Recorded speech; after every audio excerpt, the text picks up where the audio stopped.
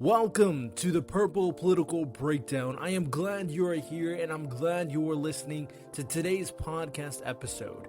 My mission in each and every one of these episodes is to really focus on the solutions to some of the biggest questions and most controversial topics going on in our current society. I feel like most of these conversations are not truly being discussed in a more logical and respectful manner due to the political toxicity that goes on with both the left and the right, both the Democrats and the Republicans. In this podcast, I don't care about any of that. I am focused on the solutions. I'm focused on bridging gaps. If you want to join me on this journey, if you want to discuss some of the most important topics, if you are tired of the political toxicity and negativity from both sides, please support this channel, share the podcast, and go to my website, www.purplepoliticalbreakdown.com. I appreciate the support. I'll continue to make content, and hopefully we can start bridging these gaps and focusing on real issues going on in our world. Welcome, ladies and gentlemen. This is the Purple Political Breakdown, episode number 68. And today, I'm your host, Riddell Lewis. We have an excellent conversation going about. This is my second or third time trying to interview, so that is not great for me. But with that said, the conversation still should be fantastic as we plan to dive into the Latino community. This is an area we haven't touched upon at all, honestly, because I'm definitely not an expert and it doesn't touch to my personal experiences. But we have an excellent guest to talk about it, talk about potential solutions on helping the marginalized community, of course. And that person is Dr. Paul Rivera. So to kind of let you guys know a little bit that's going on with him, he is a catalyst for positive change with a multifaceted career spanning academia, diplomacy, international economics, and strategic coaching. Dr. Rivera is the co-founder of Be Act Change. His mission is to ignite profound growth and alignment within individuals and organizations globally.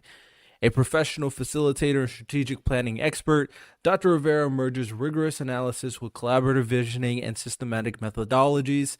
His transformative work has mobilized nearly $1 billion, leaving a lasting imprint on communities worldwide. A seasoned globetrotter, first-generation American, and proud Latino, Dr. Rivera holds a PhD in economics from the University of South California. So let's bring in our guest, Dr. Paul Rivera. How you doing? I am great. Thank you so much, Riddell. Thank you for that introduction. Really, really honored to be here. Yeah, thank you for coming on the show. I think the conversation we're about to be having is going to be very interesting. And like I said, this is going to be touching upon a area that I'm not as familiar with because of my personal experience and the kind of avenues that I go down to in the conversations that I be having. But it's an important conversation nonetheless. Of course, the Latino community is an important group in terms of America right now. And when it comes down to like the marginalized communities, probably the two forefronts is obviously the Black community and then, of course, the Latino community. So to kind of start it off with, I'm going to allow you to introduce yourself and what you're doing here on the podcast. And then we'll kind of get into a little bit more deeper questions on your character and kind of your perspective and your, not qualifications, but I like the guests to know that when the solutions are coming out of your mouth, where you come from and how you're kind of relaying the solutions. We focus on solutions without political bias on this podcast. We have a lot of different types of individuals, and I'm sure they want to know you about you, of course. So with that said, floor is yours. Can you tell us a little bit about yourself? That sounds great. Thanks so much. And I mean, I'm sure plenty of your other guests have said so, but the idea of having a venue where you can present solutions without political bias is something that I think is sorely missing in our world today. So it's really nice to be in that space, in that environment. So I'm Paul Rivera. I am first generation American. So my mom is Mexican. My dad is from El Salvador. They met in the U.S. So that's a huge part of my upbringing. I didn't learn to speak English until I went to school, and growing up, my entire community was the Latino community.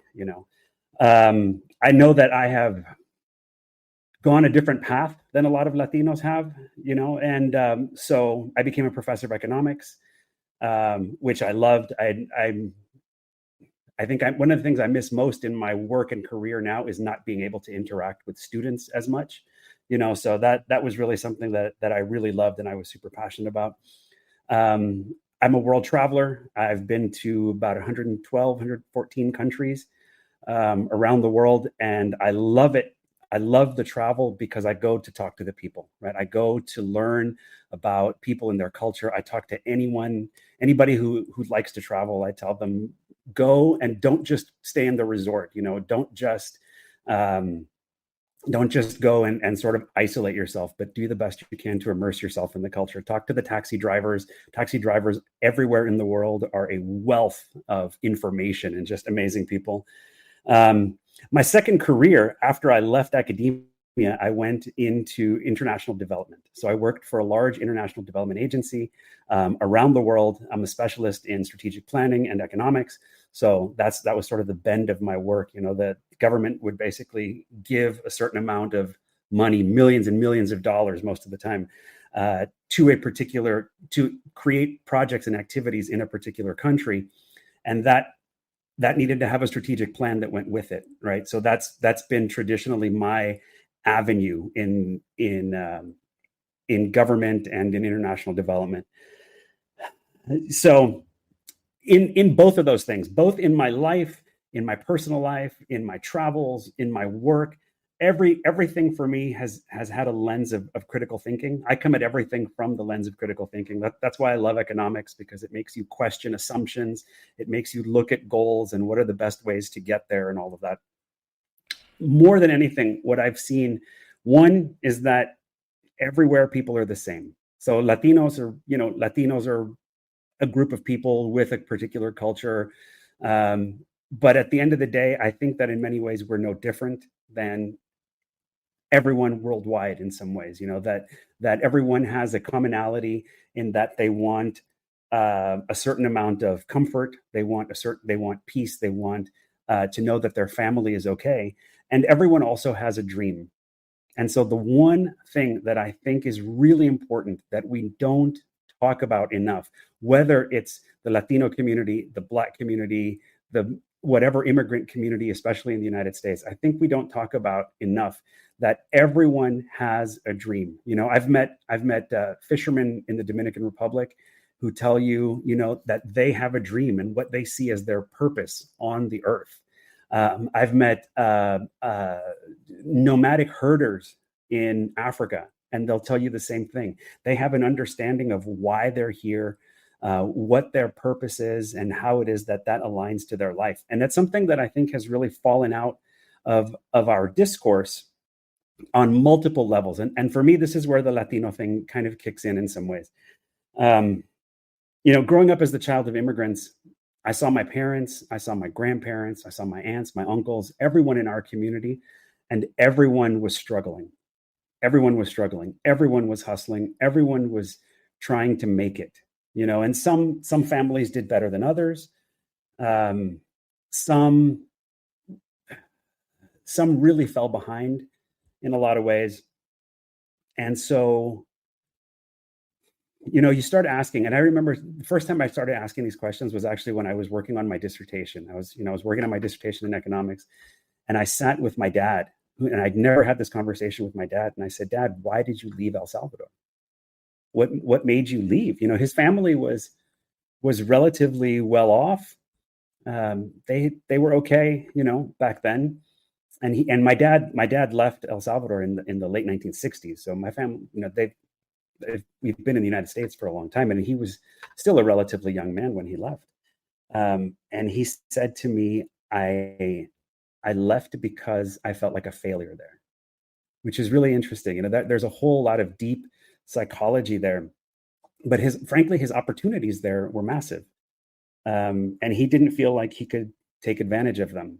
And so as I started asking my dad some of these other questions, I said, Dad, what did you want to do?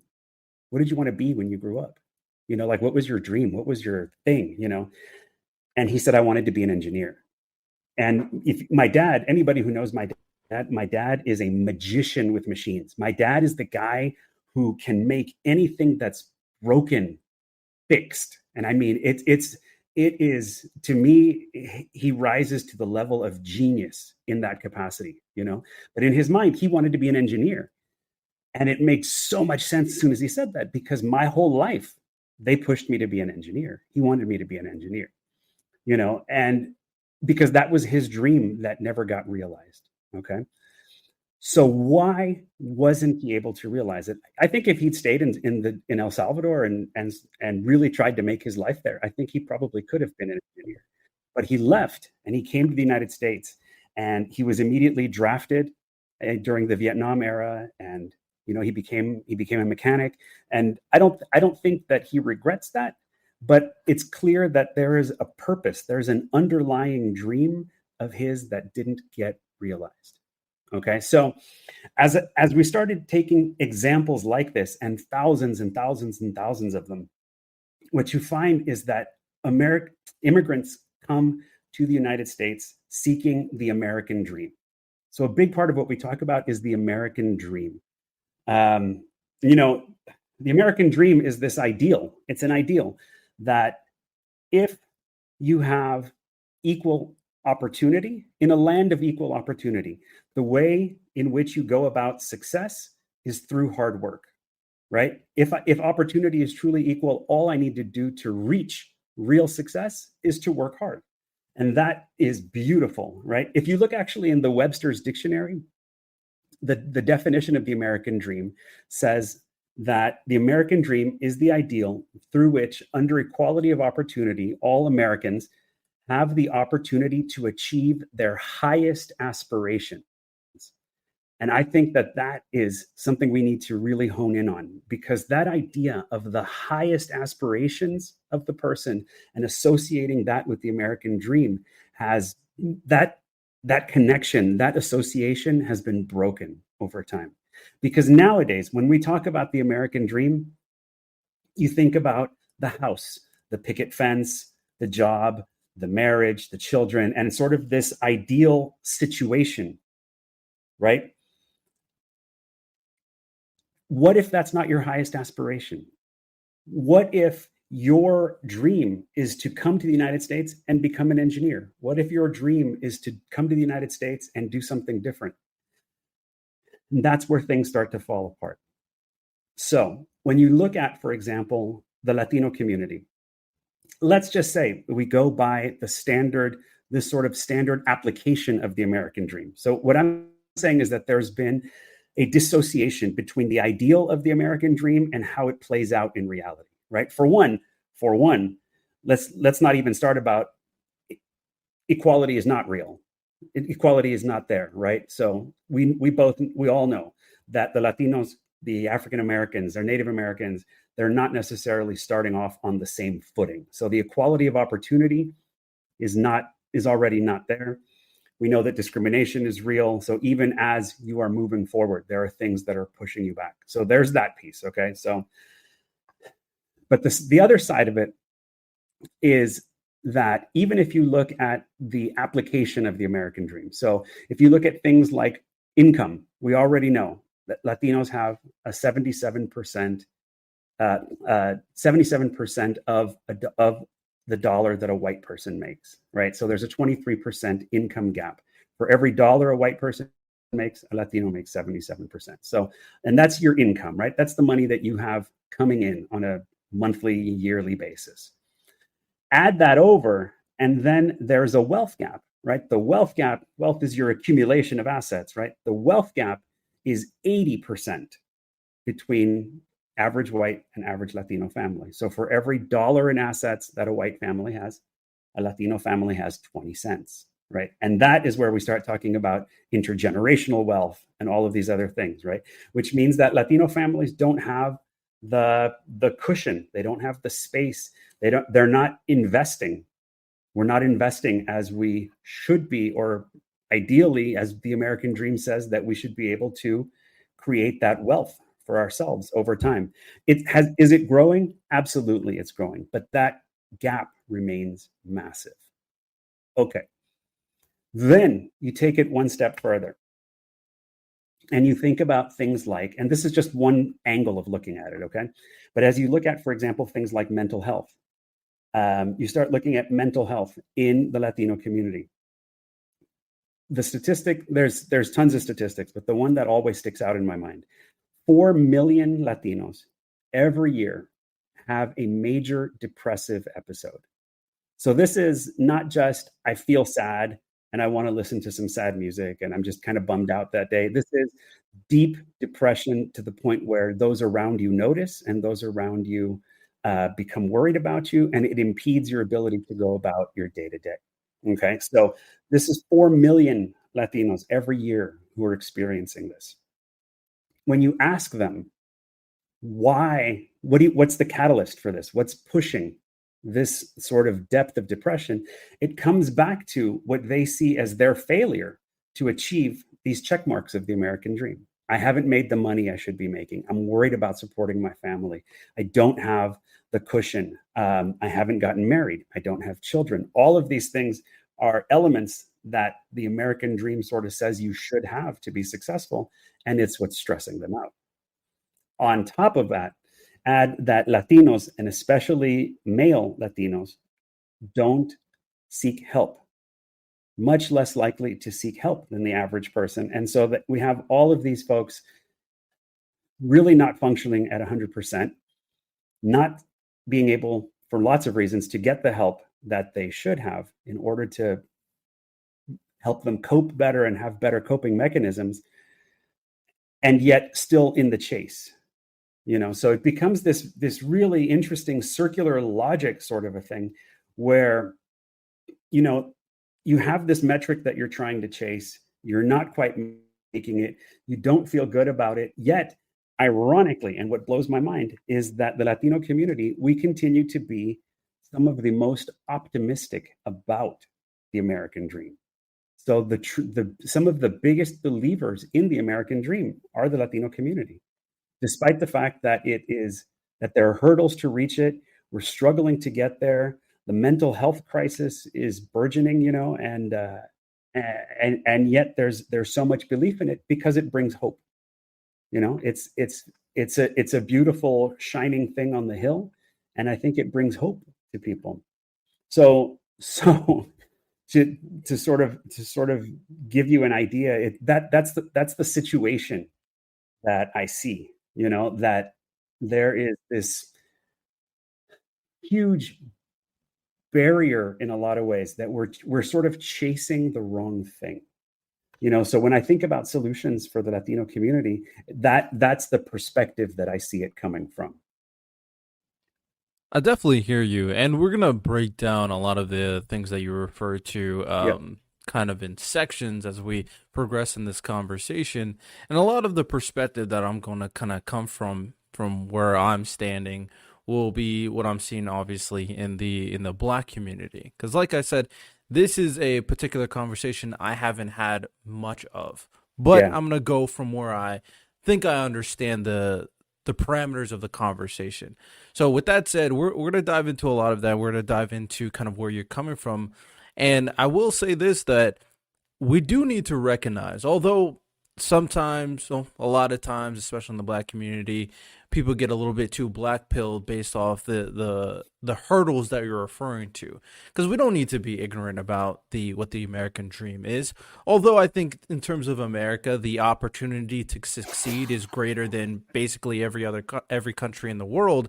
The ignorance plays in thinking that you will be equal to everybody else, especially if you're an immigrant. And that's just blatantly false. That just won't be the case, because regardless of where you go, discrimination will be taking place for a lot of different reasons.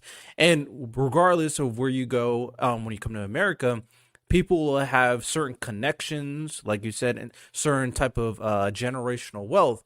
So yes, it will not be totally equal. And pretending that when you come to America that will be is a false idea of what the American dream is.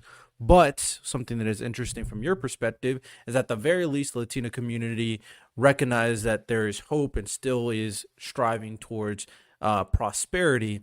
versus a lot of things that I've seen in the Black community as of recently, they don't have that hope, even though they have the same type of opportunity. And you can argue. So, with that said, we're going to dive into that, ladies and gentlemen. And to really kind of gauge where Paul's coming from, I'm going to ask you a couple questions on kind of some political ideals that you may or may not agree with, and to get a better understanding in the perspective you're coming from. So to start off, do you have a political affiliation that you abide by? I do. I mean, I'm definitely left leaning,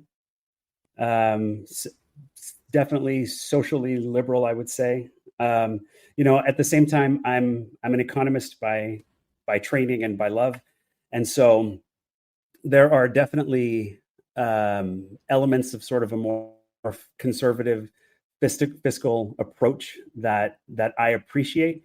But I would say that, at least for me, the way the right has gone in the last several years has not been something that I'm comfortable with. It's gone certainly beyond the sort of fiscal conservative aspect, but that's what I would say.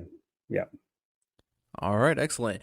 With that said, from your perspective coming from the left, do you believe that the current discord, and you mentioned some criticism with the right, there's definitely a very warranted criticism on the right. I have some criticism on both sides personally, but one thing that I've brought up in the current state of discourse between the two sides, do you think that the current state of political discourse is as divided as it has been potentially since the Civil War?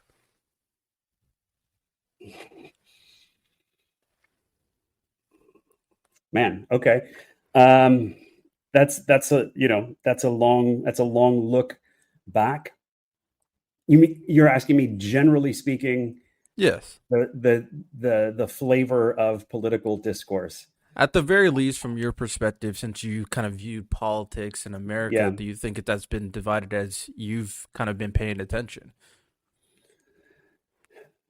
It's hard to talk about division in a lot of ways. I do not disagree that things look extremely dark to me right now in terms of that division, but I think that there are multiple layers of division. I still believe, for example, that there are many right-leaning folks who are what I would call true patriots, in the sense that they truly believe in democratic values and the value and the hope that this country represents. But I see division on the right, and I see division on the left as well. And to me, personally, I think one of the weaknesses of the left in general is its long-standing propensity to be divided. I think that one of the difficult things that the left faces constantly is the inability to come to a true consensus.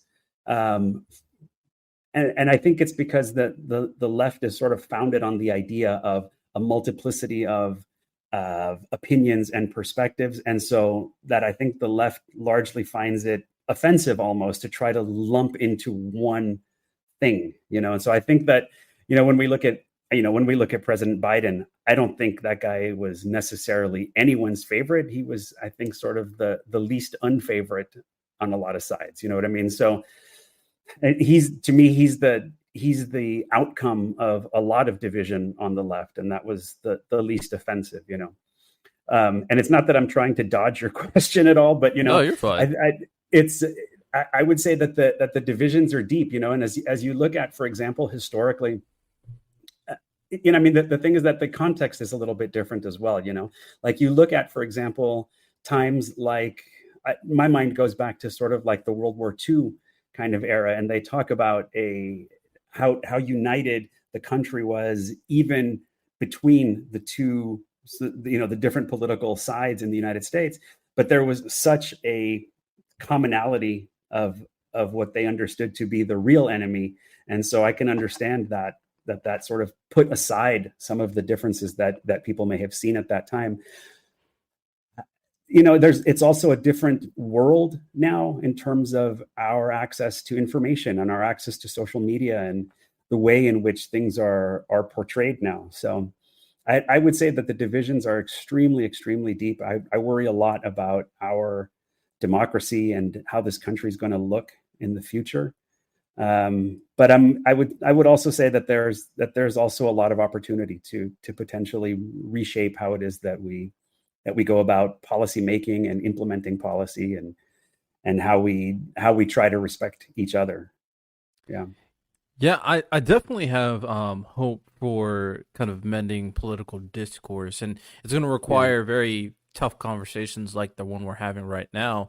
But I wouldn't even say you dodged my question, because a lot of things that you said I do agree with. One thing I will say is that the general viewpoint to me from the outside looking in is that the most representative way to look at both sides seem to be from the extremes. Like when someone looks at the left, they think of an extreme lefty that represents your side, and the same with the right. They think of an extreme righty to represent your side. And the division on the left that exists right now and the division on the right that exists right now is perfectly represented in the two last presidents and probably two primary candidates of this year. A lot of people on the left don't like Joe Biden, and he's supposed to be the Democratic president. A lot of people Right. on the right don't like Donald Trump. He's supposed to be the Republican president. So there's division between the left and the right amongst themselves, and then the representation of the fact that they're been kind of being viewed as the getting more and more radical and pushing further and further is also indicating the division between the two sides in general, as the middle seems to be not necessarily disappearing, but anytime people think that you're in the middle, they probably just think you're not. If you're not on my side, you're on their side as of right now. So and the access of technology and information has definitely changed the way we kind of engage in terms of politics and discourse, and whether or not people even kind of know what's going on, and not only the, I've said this multiple times, the echo chambers you can fall yourself into because of this ability to engage in social media or engage into politics through social media, but also the potential information you're gaining and the rabbit holes you can get into based off selection bias of the information that you're, due to the algorithm, kind of researching. So there's a lot of things I agree with in terms of that. Of course, my last question for here before we kind of dive into the topic at hand is, what is your viewpoint on third parties? You did mention something about, being potentially hopeful in terms of, potential policies that can help the sides, for so to speak, come together. Do you believe, considering the division on all these different layers, that the value of third parties can definitely potentially improve political discourse in a way, providing a different perspective of conversation, a potentially more nuanced, maybe even more moderate perspective of these conversations, in which that new perspective can kind of bring together a lot of the friction between the two sides? Do you think the value of third parties can be a benefit for American politics as a whole? Short answer, I do. I don't, I can't say that I have thought through the repercussions all the way, but as you were asking the question just now, I was remembering a course that I took as a doctoral student, where they basically, you show how it is that you when you're studying sort of people's preferences and how they rank order preferences, that there's a really interesting thing that one of the things that we do, for example, in the United States, is that you vote basically Republican or Democrat. You vote yes or no, black or white, whatever it is, right? And there's been actually quite a bit of research showing how, instead of sort of these binary choices, if there was the opportunity instead to create rank ordered preferences. So given this menu of preferences, it's not that I'm voting for just this one or just the other one. but rather, given this menu of options, in what order would I prefer them from, from whatever most preferred to least preferred. And then there's a matching algorithm that goes into it. And the outcome of that is typically that it's not necessarily the case that you or anyone else will always get their first choice, but it's also the case that you and everyone else will almost never get their last choice either. Right? So it's a way of arriving at a consensus sort of decision that people are more likely to be able to generally accept and work with. And that's what I think that something like a third party system in the United States could represent for us. Basically, the opportunity to not just be binary, but to have an opportunity and a space in which we can sort of come towards a situation where there's a little more agreement and overlap and consensus on what it is that we see as our common objectives as Americans. And I'm glad you brought that up. And something that I preach consistently on this podcast, especially ever since I found out, is that there's currently strategies on this type of voting reform that stray away from basically what you said, the kind of lesser two evil option where it's like, it's only two guys going to win. I don't really care about the other candidates. They're probably not going to win, so I'm just going to pick the one that I hate the least situation. And now I'm a big advocate for something called star voting, which is basically doing exactly what you're referring to and laying out a ballot that allows you to give your opinions and your ratings and kind of your honest truth of who you want as a candidate on multiple different candidates, give them a rank of between 5 stars, and also allows you to give a ranking for a third party candidate as well. So the voting that you're about to kind of do at that moment is more representative on your current beliefs. So that is something that is going on today. Of course, everybody listening, I'm sure you've heard of me talk about it. I've had some of the people from the Star Voting organization come on and be an advocate. Definitely supports Star Voting. It's a new voting reform, and I still think it'll be amazing for changing the way we engage into politics moving forward.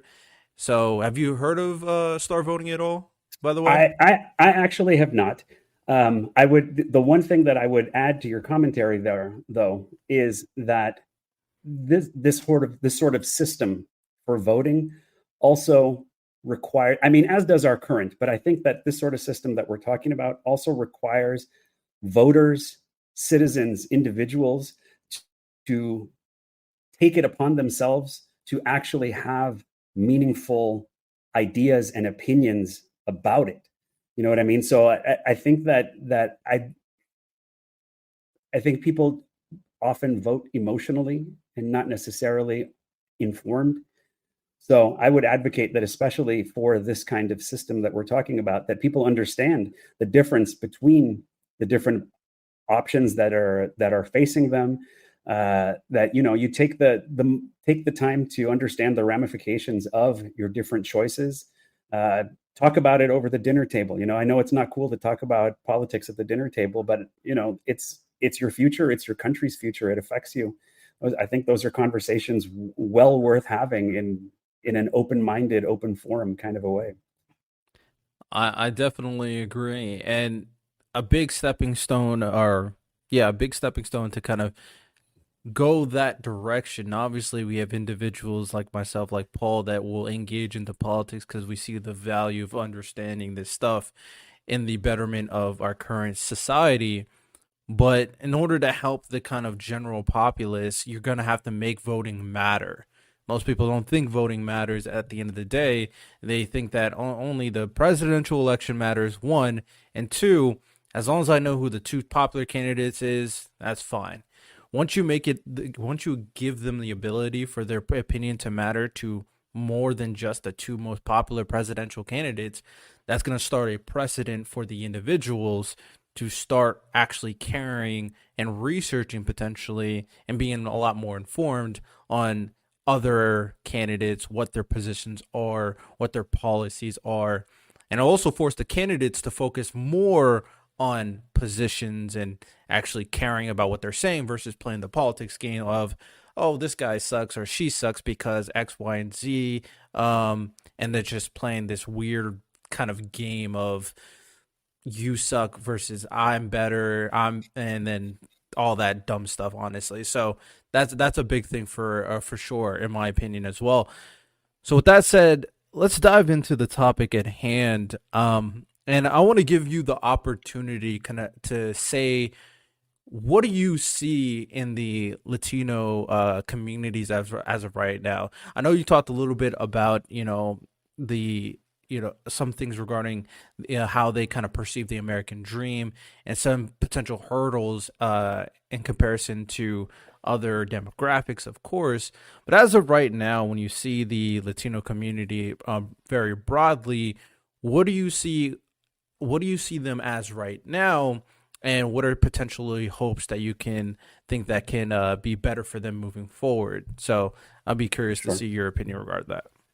So there was a study that came out just a few months ago. It's called the Latino GDP report. And if you haven't had a chance to take a look at it, I highly recommend it. It's out there. You can download it.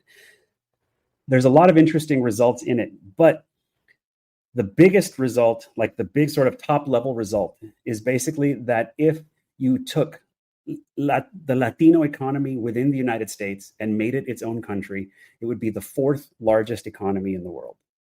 Massive, massive amount of money that's going through the Latino community. That said,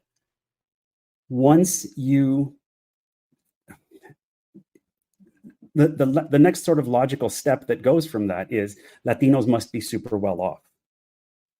And then you realize, but wait, hold on, that's not quite the case. There are Latinos who are well off, but I don't think anybody would say, wow, the Latino community is looking, doing amazing necessarily.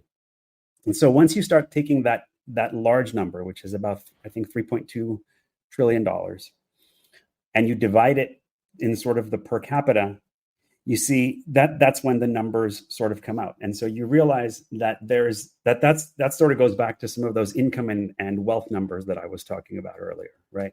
That basically for the amount of Latinos that are out there in the United States, even though the total GDP of Latinos is a huge number, it's still a huge gap to what it should be in terms of making it, if we had anything resembling parity, which I'm not saying that it should be that way, but it's just sort of a benchmark, a way to measure it, right? So there's that piece, right? So that's a huge amount of money. You see so much marketing nowadays being aimed at the Latino community because it's just good business. There's 60 million Latinos out there. There is money there. They're spending. They're not saving their money because they're not in that point. So they're spending their money. And so there's so much marketing that's being directed at Latinos, so much messaging about what you should have and what you should buy and that sort of thing. So that's one side. The other side is that what you need to understand about Latinos, and this is something that I think my experience has been different with the African-American community. And let me get back to that for a second. Latinos, when they come to the United States, don't call themselves Latinos, right? My mom doesn't say she's Latina. My mom says she's Mexican. My dad says he's Salvadoran. My wife says she's Nicaraguan. Latin America is a huge continent. What we have in common is a base language. But, if you ever heard a Dominican speak and an Argentinian speak, it's like they're speaking from two different planets. They're speaking the same language, but it doesn't at all sound the same. The grammar's not the same. The slang is not the same. The music isn't the same. The food isn't the same. Possibly the religion isn't even the same, even though historically Catholicism has been a big part of the Latin American community. I would say that's less and less now. So there's a lot of cultural, linguistic, social sort of things that are extremely different all through Latin America. And so then you come to the United States and suddenly you're expected to be a sort of monolithic group. You are all Latinos now. You're not not Mexican, you're not Cuban, you're not Nicaraguan, you're not Puerto Rican, you are all Latinos now. And that is really tough because, it's different countries, it's different cultures. People come with their preconceived notions about other types of Latinos within Latin America, and then suddenly you are in the United States and you're expected to be part of that group, and you're expected to cooperate, and you're told that you are all part of the same group and you need to lift each other up. And so there's a lot of talk about that, but I don't think Latinos do nearly a good enough job at behaving as a sort of group, as we're called. That there's not really a good unified Latino front.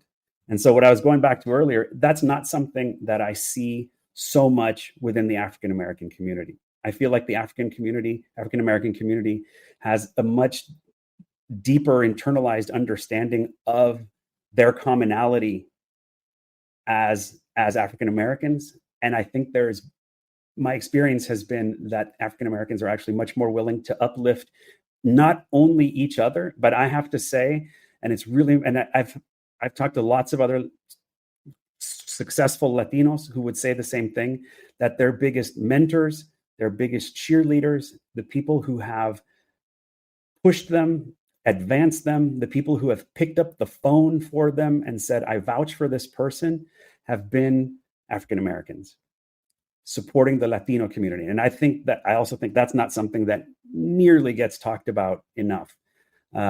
So, I find it fascinating. There are so many Latinos out there, so many, frankly, very successful Latinos out there, but the ones that are helping us and really pushing us to want to get ahead are our African American brothers and sisters. And so that's something that I'm always sure to say, because it's been really important, and I think something that we as Latinos need to emulate more. We need to sort of be on that track of really uplifting each other. And part of that comes back to that idea of accepting that we're in the United States. We're not in our home countries anymore. We can celebrate our own cultures and our version of the language and the food, but that we also have to acknowledge that we're Latinos. This is how we are seen here, and that the more we can come together as a unified front, the better that we are able to advocate for, frankly, the common struggles that we have. And that's a big part of where I come from. If you've ever seen the actor John Leguizamo, he's a great actor, he's a comedian, the whole thing, but he's been very, very active, I would say, in the last couple of years, really advocating for Latinos. And I actually had the chance to see him speak just a few months ago at a big conference in Miami. And he did something that I have never seen another Latino do, which is that he went for about 5 minutes talking about how much he loves, Venezuelan food and Dominican Spanish and Argentinian music and tango. And he basically had this whole amazing love fest for Latinos and the Latino community. And he went so far out of his way to basically kind of echo the message that I'm saying here, that's great. You bring all of that, and the more that you bring, the stronger that Latino community is in the United States. And the more that you celebrate all of that, the stronger that you are as an individual, because you accept and take pride in your culture and your version of it, to the point where you can appreciate everyone else's. I found it really fascinating that in his talk, at no point did he say where he was from. And that was, I think, to me, that was really important, that it was all about, he identifies as a Latino. He talks about all of us being Latinos, and that we all bring that strength together, that we all need to uplift each other that way. It was a version of that message that I had never heard on that kind of level before, and which I really, really appreciated that from him. And that's what I would like to see more of, that the Latino community coming together in commonality, uplifting each other, and creating not just that pipeline, but creating pipelines that don't exist yet. I definitely hear what you're saying when it comes down to Latino community coming together, because from my perspective, I don't I would probably agree that I don't really see a solid solidified front from all Latinos across America, especially compared to the Black community. I mean, we have a lot of movements in the Black community that are very powerful and very loud. Um, the thing I will say though, I guess the biggest difference is obviously Black people have a more embedded stake in what the United States is and the history of the United States, because there is somewhat of a difference, and sometimes they integrate very well. But there is somewhat of a difference between a Black American versus an immigrant from a different country, maybe from Africa or from South America, of course. And there is some disconnect between the two groups, especially groups that come in more wealthier than and more wealthy than other individuals. But overall, even though that does happen sometimes, because I've heard people from Nigeria, for example, or someone from Jamaica, for example, kind of say that they are distinctly different from Black people, Black Americans. They still identify as Black American at the end of the day, even though they keep hold of their culture. So I definitely hear what you're saying regarding that. And a solidified front is always good, because we always want to make sure that we're pushing the status quo. We're making sure that everybody's improving on every front, from especially from the marginalized communities, so everyone can continue to prosper, and we don't let certain groups, mostly kind of my viewpoint. I don't for me personally, I don't really see it as a kind of a race versus race situation. I see it as the kind of basically disappearing middle class and the lower income, and the very, very, very, very, very, very rich people and what they're doing over there. So constantly putting pressure on them is good. With that said, in addition to solidifying the Latino community and obviously pushing different aspects of like Latino culture, you did mention that there's a lot more kind of individuality between the Latino community, with all the different countries that you're referring to, the different types of slang, maybe dialect, and even religion. Do you think the solidification of the Latino community would take away from that certain level of individuality of all these groups? And do you think that this is something that people want necessarily? Because even though, and I'm gonna let you answer this question, even though for the most part I'd say the Latino community is on the left, there is a growing sense of Latino communities moving towards the right as well. So there is definitely a big expression on their individuality based off their own culture and stuff that you're referring to. So do you think this is in the best interest in the Latino community as a whole, with all these individual differences that you're referring to? Sure. So I've mentioned I'm an economist. I am specifically a microeconomist, which means that I place a tremendous amount of worth and value and importance on the individual and the choices that the individual makes and the way the individual goes about making choices. And so some of what I talked about earlier in terms of the American dream and, this sort of thing, this shining thing on the hill that people are chasing, and how that is damaging a lot of our culture, I think, is because it is forcing an optimization problem that is not necessarily the right one for each individual. Okay, so for me, maximizing that individuality, meaning creating the opportunity for each person to think about their purpose in life. Why am I here? What are the strengths that I bring? What are the unique problem-solving approaches to problems that I bring? Creating in individuals and in families and in communities the methods, the approaches, the openness for each person to take that sort of core, that inner purpose, and align their actions, align their lives to it, such that the person is living authentically. And I think at the end of the day, that lack of authenticity is the problem for me with so much of what we talk about in terms of the American dream. So creating that space where people are able to be authentic and, in that sense, individual, whether it's with what they choose to pursue in terms of careers, lifestyle, and the cultures that they choose to adopt. So, included in that is how strong do they want to be affiliated with their sort of country of origin, and how much pride they express in that. All of that is something that people need to have the space in which to behave authentically about, and not be told that, if you're doing so. For example, I will give you an example. My wife, who's my partner in our business, she's the primary author of our book, Creating Your Limitless Life, that we've just published. She has a PhD in environmental science. And she will tell you that as she was pursuing her degree, the most common messaging that she heard from her fellow Latinos and Latinas was that environmental science is for white people.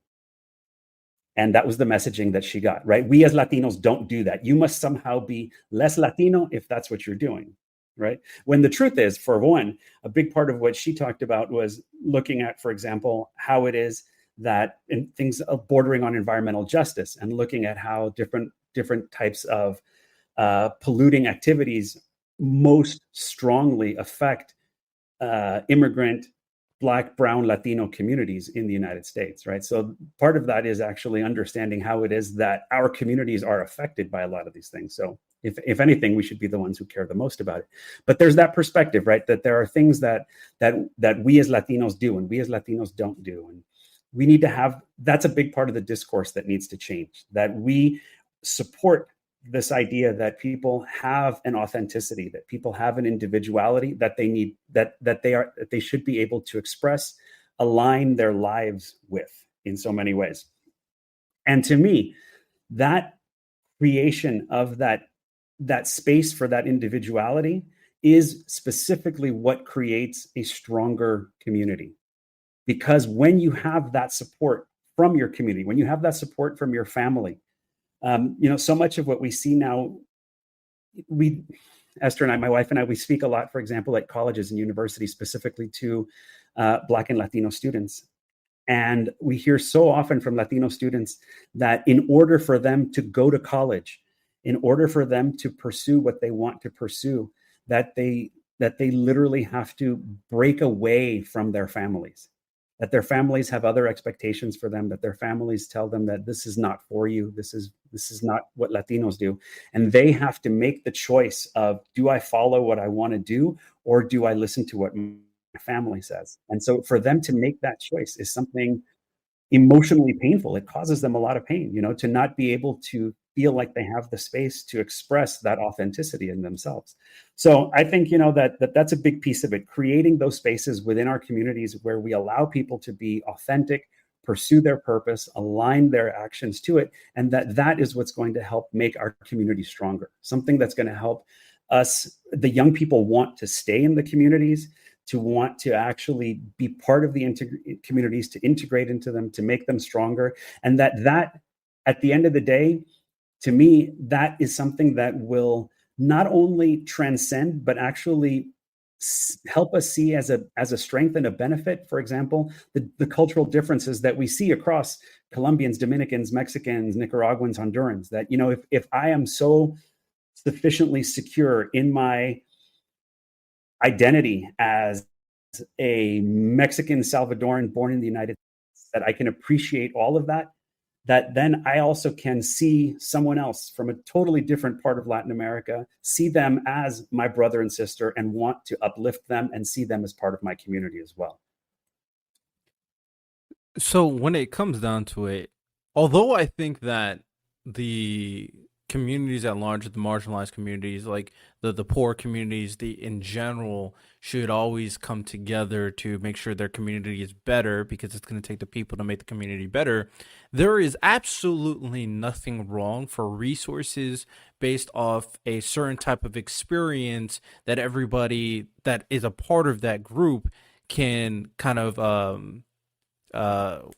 they can kind of connect with, basically. So a resource for the Latino community to allow them to be their authentic self, as you said, and potentially go down the road of opportunity in a more efficient manner is very understandable. There's absolutely nothing wrong with it, from my opinion, of course.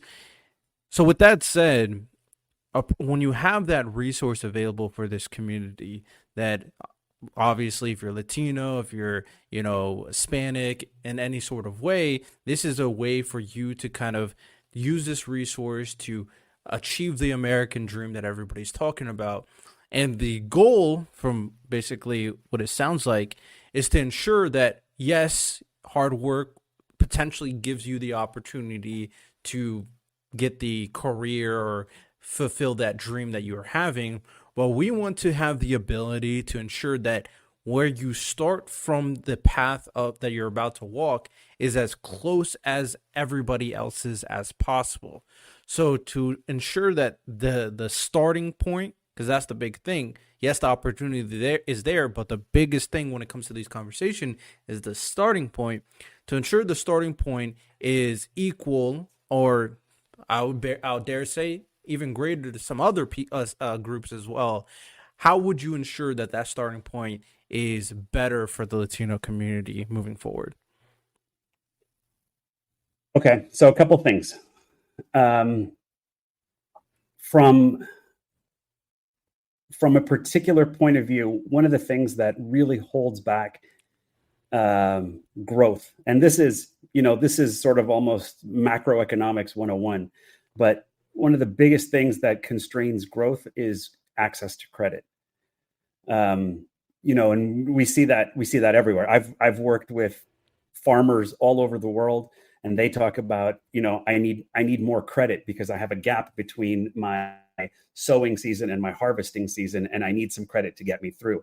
Or I need, you talk to fishermen in Ghana, and they'll tell you, you know what, I could do so much better if I had a second boat, but I don't have the cash and I can't get the credit, right? So there's credit constraining growth, or lack of access to credit. And that's definitely something that I see, certainly not only in the Latino communities, but in the African American communities and in Native American communities in the United States as well, as that unwillingness of lenders to take a chance on these folks. And so that's something that really puts people behind in terms of how it is that they're going to go about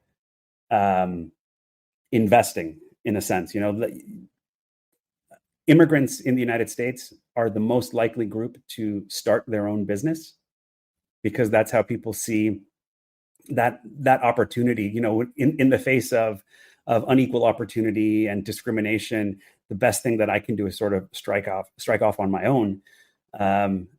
And credit access to just operational credit is one of the things that really constrains new businesses. And so, as much as, for example, Latinos and African Americans are most likely to start new businesses, they're also the most likely to fail because they're not able to grow in that way. So one would be to, find ways to improve access to productive uses of credit that Latinos and immigrants may have access to as they come to the United States. That's one piece. The second piece is that I think that there is a tremendous amount of value in sort of community level organizations. And so I'm going to tell you specifically what I think about here. So one of the biggest things that really boosts someone's potential earning capacity is how they build up their human capital, right? And human capital, the easiest way to think about it is education. It's a lot more complex than that, but that's the easiest way to think about it, right? When I was a professor in a heavily Latino community, and we would go to high schools and basically give motivational speeches to the students, to the teachers, to the administration, to their parents. And a lot of the times we saw that the students themselves had a vision. They wanted to go to college. They had something in mind that they wanted to do. But it was really hard to talk to the parents. And the parents would often give me the messaging along the lines of what I was talking about earlier of, they would call me teacher, teacher, maestro, that sounds great and all, but that's not really for people like us. Right. That's such a heartbreaking thing all the time for me to hear, because I come from immigrant family. I know what that space looks like. And when they say people like us, to me, people like us is people who work their asses off, people who took massive risks to leave the comfort of the situation of their home countries to come to a place where they knew nobody, who didn't speak the language necessarily, so they're risk takers, they're entrepreneurs, they're hardworking. So, if opportunity isn't for those people, for who is it, So I think there's a tremendous amount of value in having community-based organizations that specifically are about strategizing how it is that we message within our families and within our communities to create those opportunities, and to understand that this is a long-term game. It's the sort of thing that, yes, I'm going to be in school for several years, but this is what that opportunity is going to do for me, for us, for our family, for our community, for my future. This is why you came, right? You came to give us opportunities. Let's exploit those opportunities to the fullest.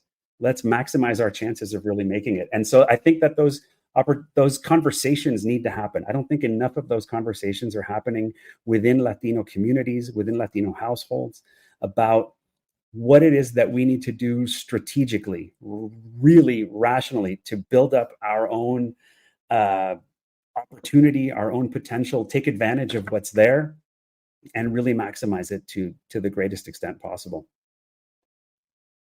Those are definitely interesting solutions that you're referring to, because I do think that obviously the reference to credit is huge, and that just, like you said, plays into economics, it plays into business, because at the end of the day, how many people are just going to have the money up front to do some of the bigger visions that they have in or they have for themselves, of course. So that's definitely common sense, and it makes sense of to as a resource at the very least. In terms of the second thing you're referring to, that definitely is a step in kind of changing mindset, changing culture, to allow people to kind of extend beyond what they think is okay for them. And there's nothing wrong with it, because like you said, that abides to the American dream, of course. So those are very interesting things and aspects. But when it comes to changing the mindset, changing the culture, and building this community that you're referring to, some of the things that you reference is something much more individualized for the people, and that's mental health, and something that I saw you reference at some point as well is kind of the culture of masculinity, the culture of, the values that they instill, bringing from wherever they brought it from and trying to plant it here, of course. So not only will you try to change the outlook of what it means to be a successful Latino, well, you're gonna have to change what it means to be basically Latino in itself right now, and that's gonna be a big culture change. How would you go about doing that and engaging in these conversations to potentially bring a healthier and more optimistic than it already is, and open-minded mindset for the Latino community? I think that is a huge piece. It's something that I'm really glad you brought it up, because it's something that I feel really, really passionate about, in terms of redefining masculinity in terms of the Latino community, which means really, at the end of the day, redefining how it is that Latinos see their roles within their families and their communities. It's a joke. It's funny. You see so much, if you look at anything Latino on Instagram or TikTok, there's so many things about that come down to machismo, how it is that men should act, this interesting stoicism that we're expected to have, where anything that shows vulnerability is necessarily a weakness, and there's nothing worse in machismo than appearing weak. And I think that is, when we think it's beyond toxic. It's something that infiltrates our minds, and the ways in which we talk to each other, the way in which men talk to and talk about women. It's more than toxic. It's a burden that we end up carrying. I think that that so much of machismo is show, that so many Latino men actually want to express their feelings and want to talk about the things that worry them and bother them and the things that they're afraid of. And our culture doesn't necessarily have a lot of avenues for men to do that. And which means that it's more than just men, because women reinforce it too, right? So we're sort of all bought into this cultural paradigm, and it's something that really needs to change. And you asked me about how, and my solution has been basically this: like, this conversation that we're having is part of my how, and talking about it and calling it out and telling people that you can do better. That's a piece of it, and it's me getting on any stage that I can and talking about that. When I talk to the thousands of university students that I've talked to, I have that conversation.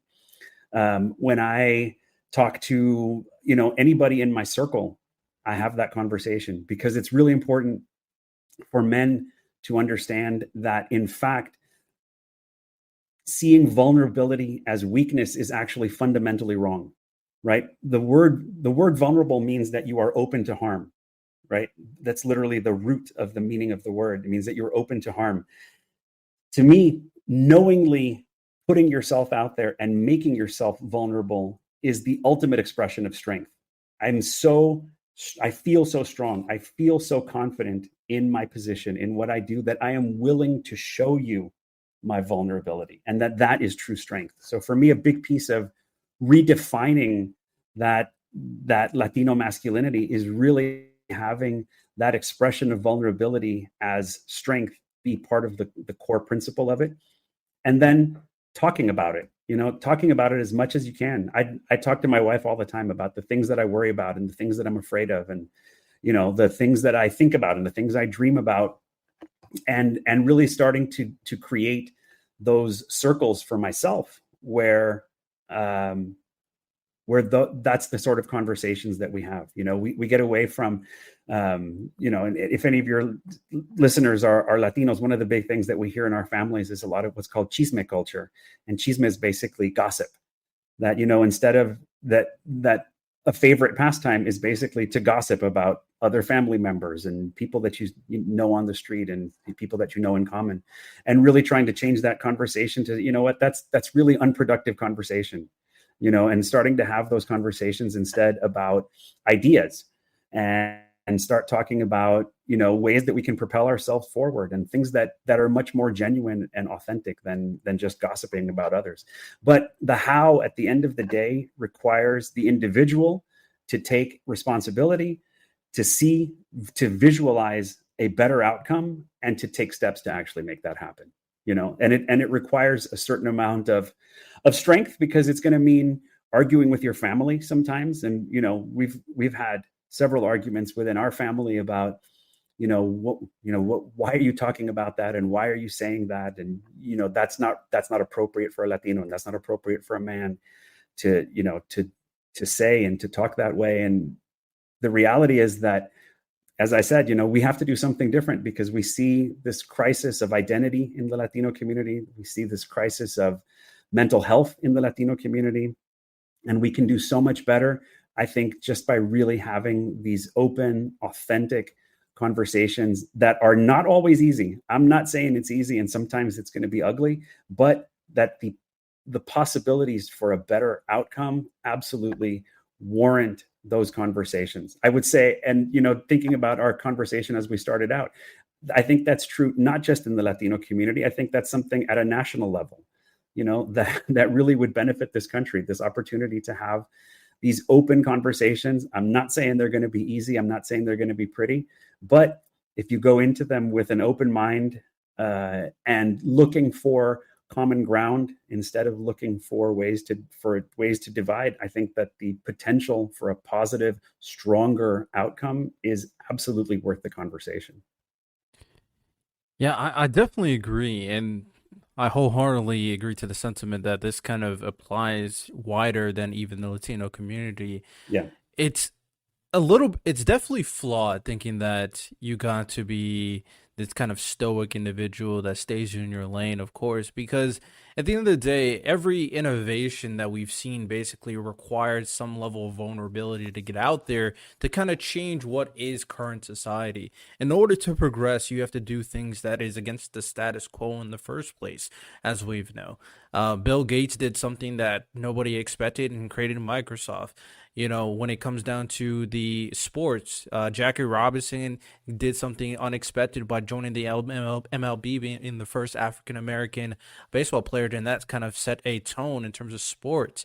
So there's time and time again, there's things that are currently existing in society that, for the most part, in order to reach its current state of being, it required a certain level of risk and vulnerability to gain that, or to enter that level of success in the first place.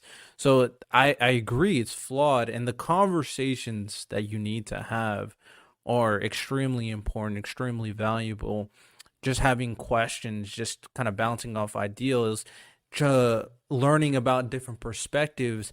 At that moment, you start entering a level of thinking about not only yourself, your community, your people, but the society as a whole, and thinking about ways to improve society, because ultimately the betterment of communities, the better of you as an individual and your people, for the most part, unless you're some crazy psychopath that wants to destroy America, is in the betterment of America as a whole. That's the whole thing. That's kind of the mindset of even capitalism. Like, everybody succeeds if your community succeeds, for the most part.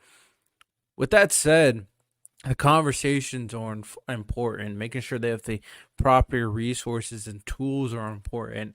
But something that should always be mentioned in these conversations is not only appealing to the groups that you're currently in, because this all sounds good for the Latino community, as you said. And as you have these conversations, you'll convince people and get people on board, of course.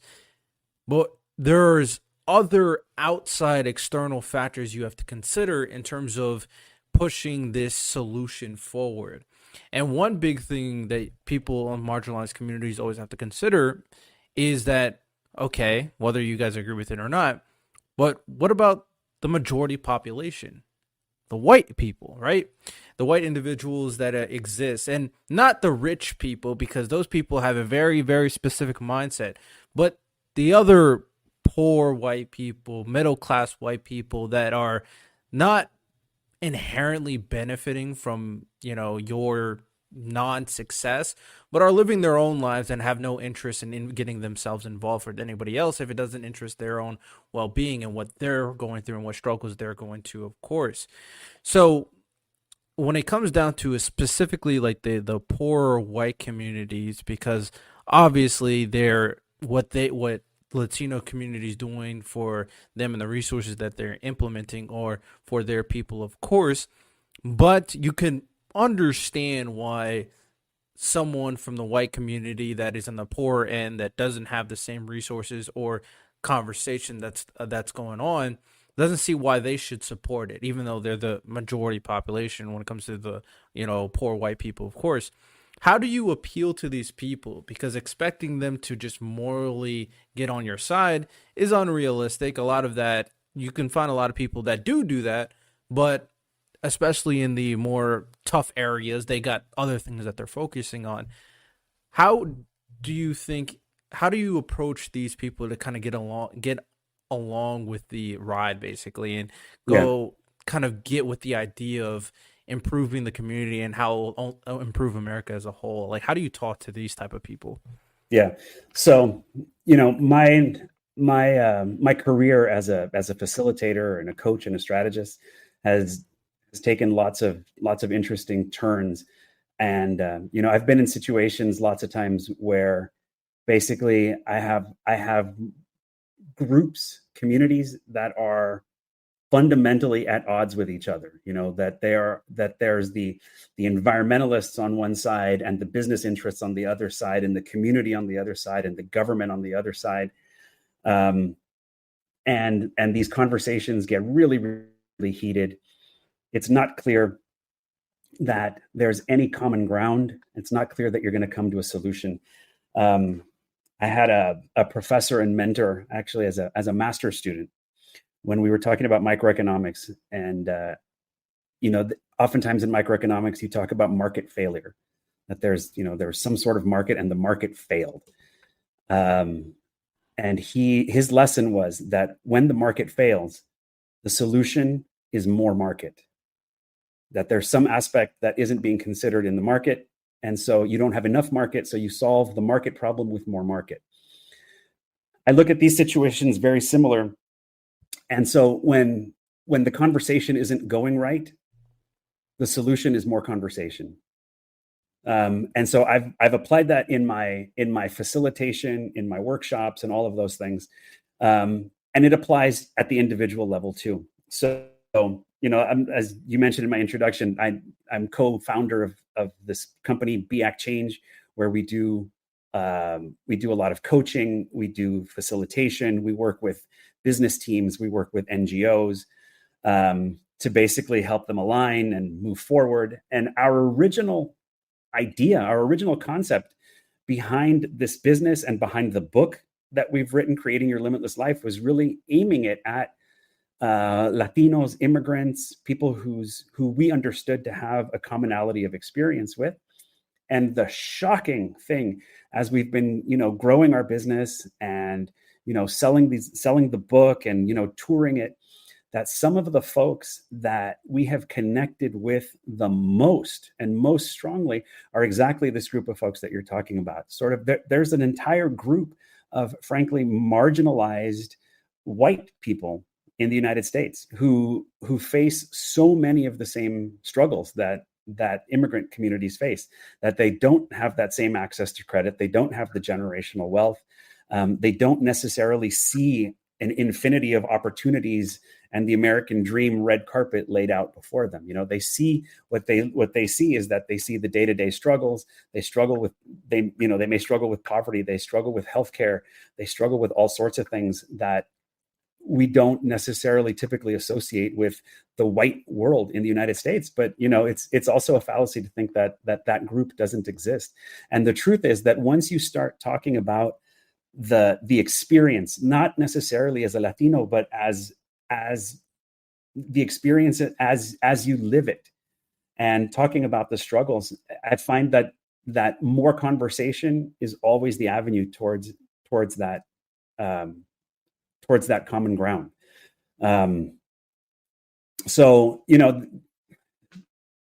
it's sort of a general answer to your question, but what we talk about, what I talk about with my clients in the book and everything else, is that each person brings a unique perspective. We have this whole series of exercises that we go through with our clients, be they individual or corporate or NGOs, about understanding what we call their personal brand, and basically showing how it is that each person has a unique perspective and has a unique approach to problems. And that as a result of that, once you fully account for that, you and I can be in the same sphere, in the same sort of general area, be it personally, professionally, and not necessarily feel competition with each other. And that's a big part of the conversation we have with the population that we didn't think was our original target population.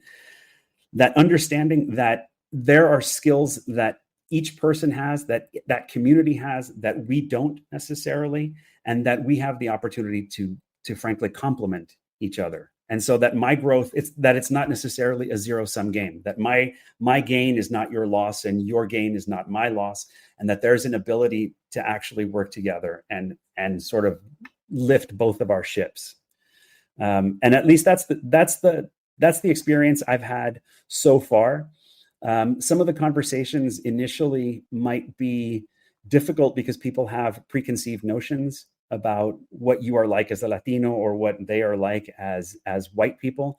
But that's just because there hasn't been enough conversation. And so the real bridge there is continuing to talk about it, talk about less identity as Latino and white, and talk about more about experience and sort of life and opportunity and emotion. And you'll see that there's so much more commonality and so much more that really unites us than divides us, and that frankly almost everything that I've talked about can apply to those communities as well.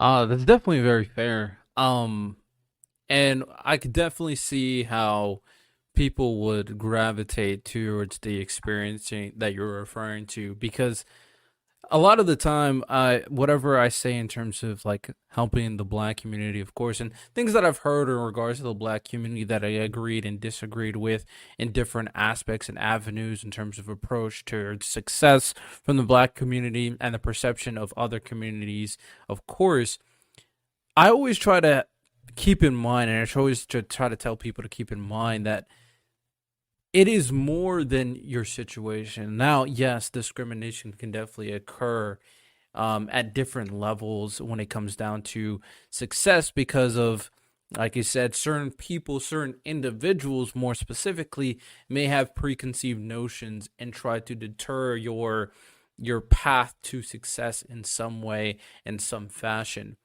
But overall, when it comes down to it, a lot of these individuals that are trying to find success and trying to be greater than they are, a lot of them are facing a lot of similar bumps in the road, regardless of demographic, regardless of identity. And the machine that is America and achieving the American dream, ultimately, when it comes down to the starting opportunities, what we know more so than anything else, that the biggest or the easiest way to achieve success from in terms of this path of starting opportunities is if your family already has wealth. And that is the biggest thing at the end of the day. So when we understand that a lot of these other poor communities are starting from an aspect where their community are potentially very dangerous, potentially filled with things like gang violence or, unnecessary crime, potentially over policing, potentially bad public education, unfortunate resources, a lack of tools that you're referring to, such as credit and things like that, you start to realize that yes, we still face different struggles at the end of the day, but a lot of us are still not able to fulfill the dream that we want to because of very, very similar hurdles. So my last thing for you, and then we'll start wrapping up the show, is once you potentially, or in continuation of trying to solidify the Latino community and find resources for the Latino community, would it be in America's best interest if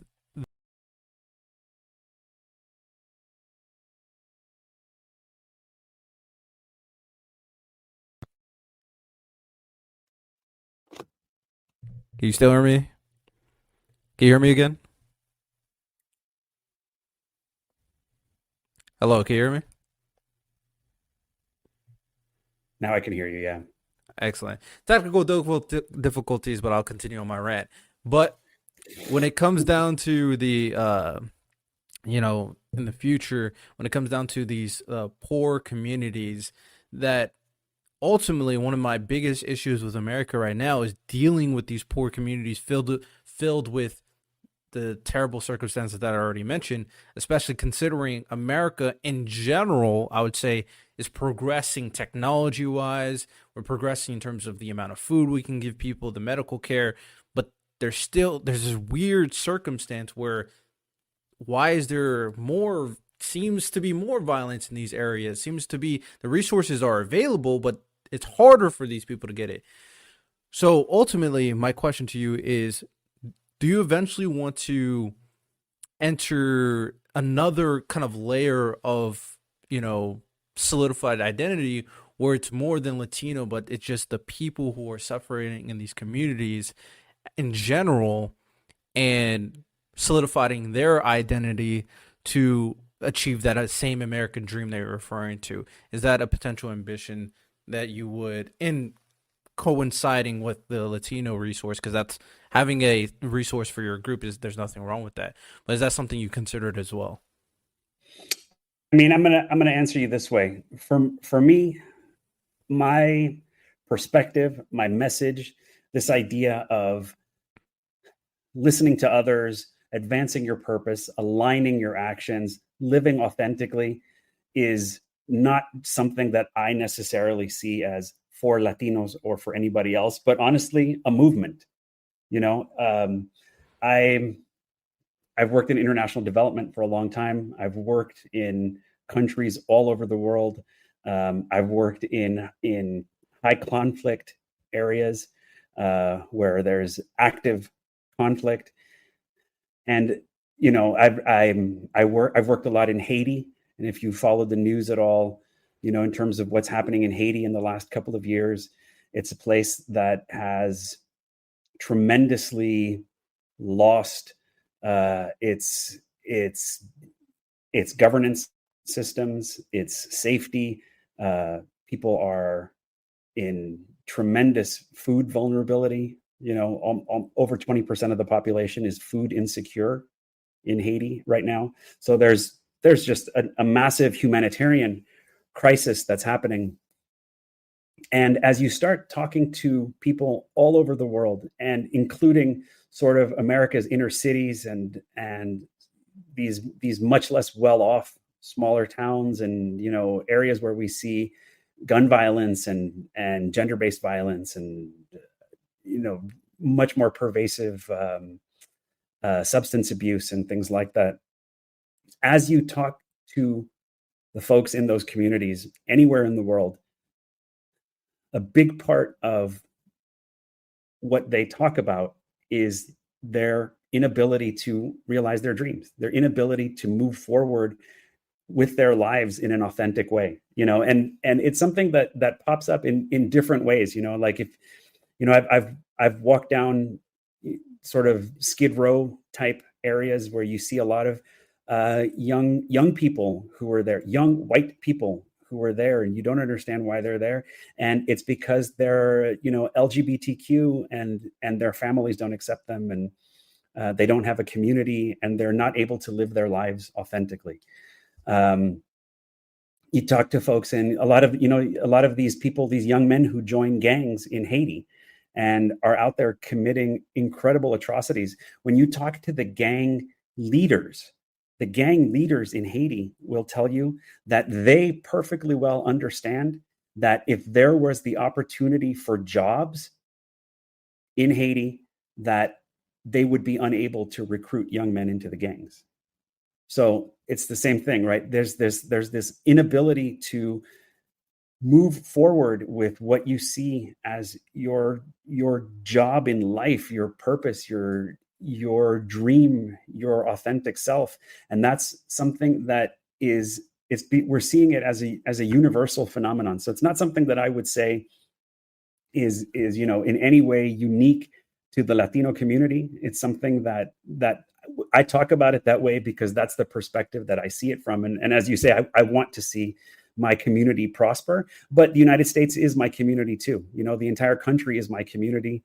You know, and I think of myself as, frankly, a pretty global citizen. So the world is my community. And so I see that creating those conversations, having those conversations openly, not only within what we understand to be our own sociocultural communities, but really taking that conversation and, you know, take it on the road, have those conversations with people anywhere you go. I see a tremendous opportunity there for us to come together in unprecedented ways. You know, you talked about unprecedented levels of division, you know, that we see in our country now, and I certainly am hopeful, because I see, as I said, I see this as a movement. You know, I see that movement as the opportunity to create unprecedented levels of understanding and cooperation that's based on something authentic, something that's based on, that starts from a commonality of struggle that we share, you know. And it's not to talk about, I was thinking earlier in our conversation, you mentioned something about, you know, not getting into the debate of, you know, who has it worse, who's had it worse, you know, between the Black community and the Latino community and all of that. And I had an interesting opportunity recently to hear Jane Elliott speak. I don't know if you're familiar with Jane Elliott, but she was a teacher, and I think it must have been in the 60s.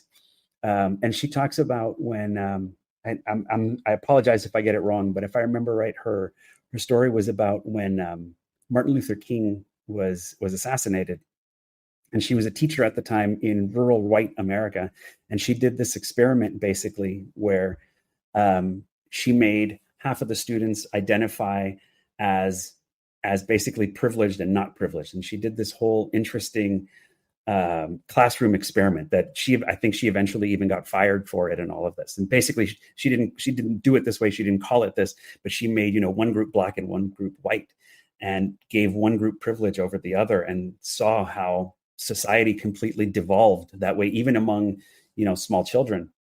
But her message, she comes out with the message that she doesn't see color, that there is no color, that there's no such thing as Black or brown, and that we're all just shades of brown.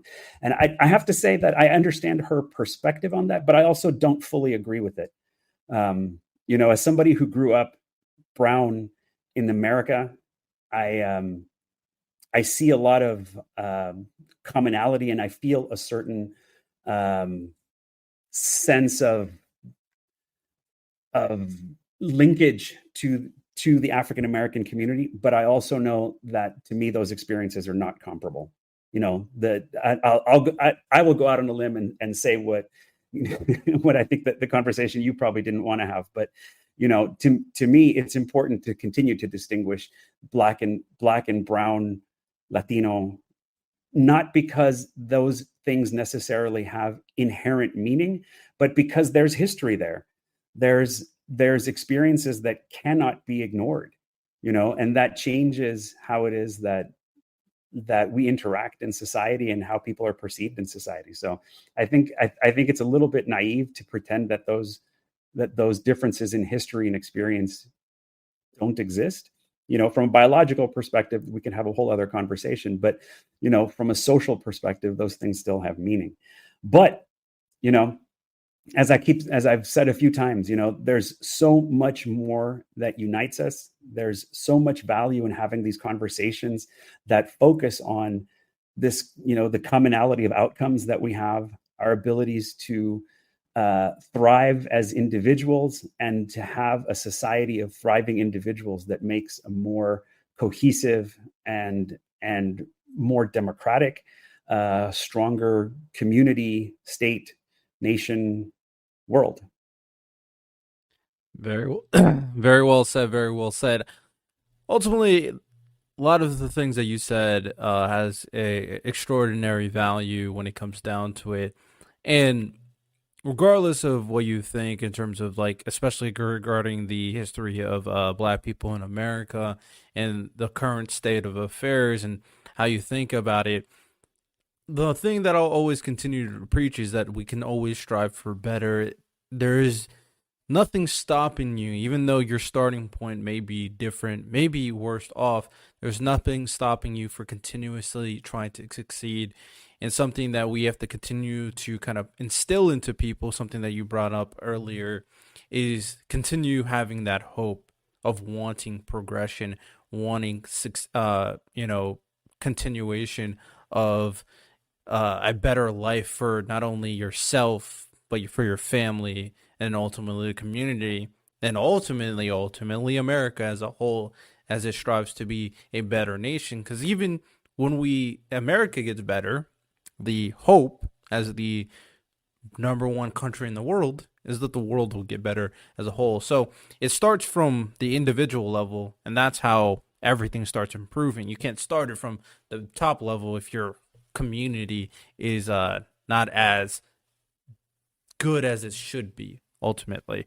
So keeping that hope is very powerful, and keeping that hope and continuously having the conversations that you're referring to, opening up your perspective, and trying to be an advocate and pushing certain solutions forward is the key. The local level especially is extremely important to kind of make better change in your community. So before we start wrapping up, would you like to plug anything, final words or anything like that? Yeah, no, more than anything, to thank you for this conversation. As I said, this is a big part of my how and how it is that I go about trying to have that conversation with people. So this opportunity is tremendous. And as I said in the beginning, I really, really am thankful for this movement that you're creating as well. I think there's a tremendous value there. You can find us on beactchange.com. We have an Instagram page, which is also b.act.change. You can look me up on LinkedIn. I'm Dr. Paul Rivera. Or you can email me at paul@beactchange.com. I am happy to have this conversation. We do this sort of work with, as I mentioned, with individuals. We work with corporate teams, with NGOs, really helping people find that alignment to their purpose, their mission and vision in the corporate sense. So we do that work. We work globally. We work in multiple languages, so we have lots of opportunity there. And then finally, we have our book, which I've mentioned a couple of times, called Creating Your Limitless Life, which is a little bit of story, give you some perspective on the immigrant experience, and then really a nice step-by-step guide that walks you through all of these things. You can buy paperback, you can buy hardcover, but we've purposely priced the Kindle at 99 cents. And there's an accompanying workbook that is also 99 cents. And we've done that very specifically thinking about, we don't want finances to be a barrier to access to this kind of information that we believe, can really be transformative for the individual. And as you've said, therefore, for families and communities as well. So we wanted to make sure that 99-cent price for the Kindle version made it accessible to anybody who wanted to reach it. So it's out there. Look us up, link with us. Let's keep having that conversation. All right, appreciate it. You could definitely find all his information in the description, as well as the website on his profile at www.purplepoliticalbreakdown.com. Excellent conversation, very interesting conversation from the perspective of the Latino community. A conversation I've yet to have, but it was a good conversation with all that said. And we'll continue having these conversations and having these solutions without political bias, which is the theme of the podcast, continuously. Started off very strong. Next year should be a very interesting year. Hope you guys enjoyed. Rate it 5 stars. Well, check it out, y'all. We got what you need. We're all living in apartments, condos, vans. Well, dude, even you can have a studio in a box. Yes, we can help you with that right here at Blind Knowledge. We work on your budget, and we figure out your measurements. We'll get you the best sound for the best price. Let me know, 877-237-1143 or at blindknowledge.com. Yep.